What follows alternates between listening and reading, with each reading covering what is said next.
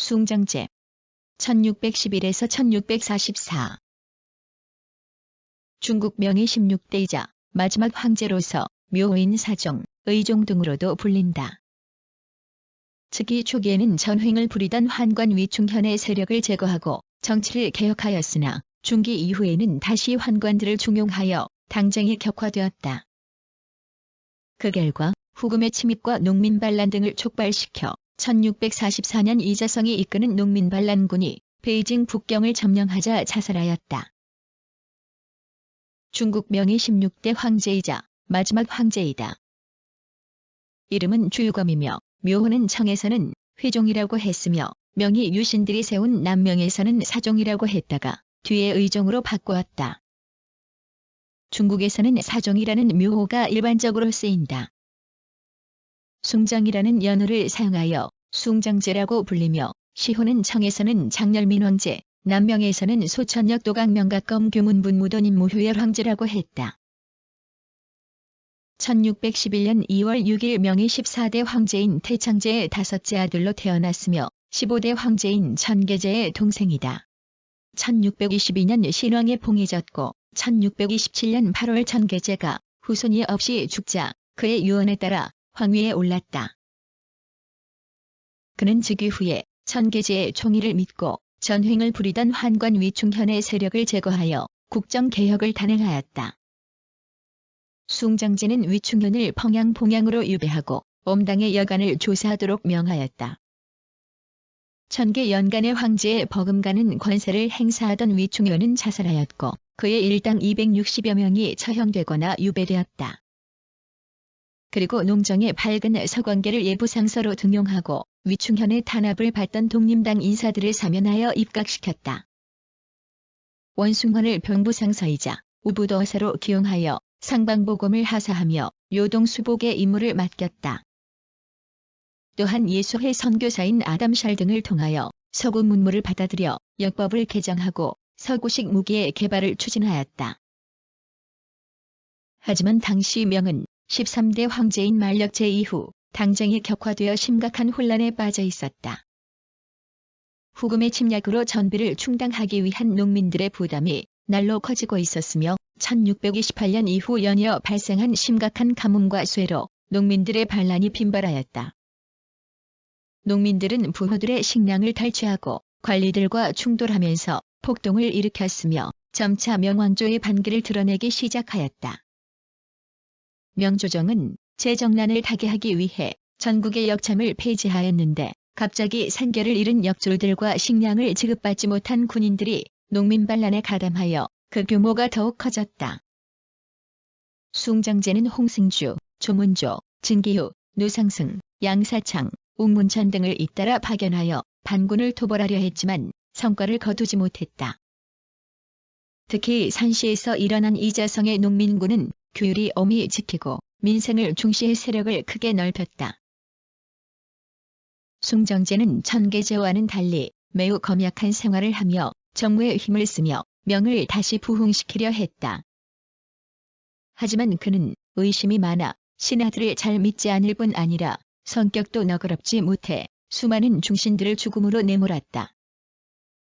초기에는 독림당 인사들을 등용하였지만 이들을 견제하기 위해 엄당의 인사들을 다시 등용하여 당쟁의 격화를 가져왔다. 또한 즉위 초기에는 위충현을 제거하며 환관들을 정치에서 폐지했지만 중기 이후에는 다시 환관들을 측근으로 기용하는 모습을 나타냈다. 17년의 재위 기간 동안 17명의 상서를 처형하거나 유배시켰고 7명의 총독과 11명의 순무를 처형하여 정치의 불안정을 가져왔다.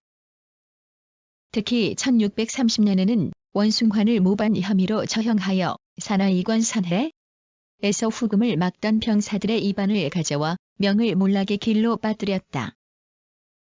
때문에 숭정제의 의심은 명의 멸망을 가져온 중요한 원인으로 거론되기도 한다. 1641년 이자성은 로양 낙양을 점령하고 만력제의 셋째 아들 보광주상순을 죽이고 그 재산을 모두 백성들에게 나누어 주었다. 그리고 토지 개혁과 조세 철폐 등을 내세워 민심을 얻었다. 그리고 후금은 1636년 국호를 청으로 고치고 조선을 침략해 배후를 안정시킨 뒤 1640년 이후 명에 대한 침공을 본격화하였다. 1640년 홍승주가 이끄는 명군은 송산과 금주에서 청군에 크게 패하였다. 상황이 이에 이르자 숭정제는 양사창 등의 주장에 따라 청과 화의를 추진하여 내부의 반란을 우선 해결하려 했지만 강남의 사대부에 기반한 청의파 관료들은 만주족과의 화의에 격렬히 반대하였다.